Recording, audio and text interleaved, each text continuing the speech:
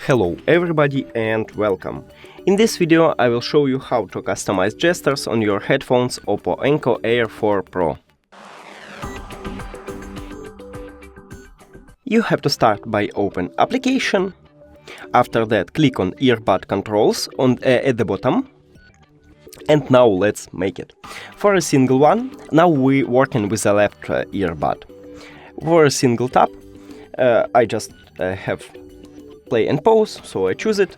For a double tap, I prefer to play previous song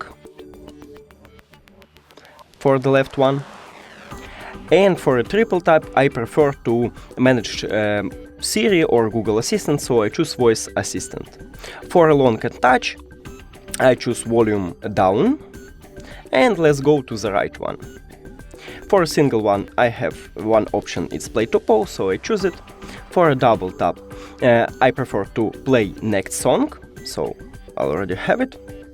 For a triple tap, I prefer to turn on game mode. And for a long touch, I prefer to volume up. And that's it.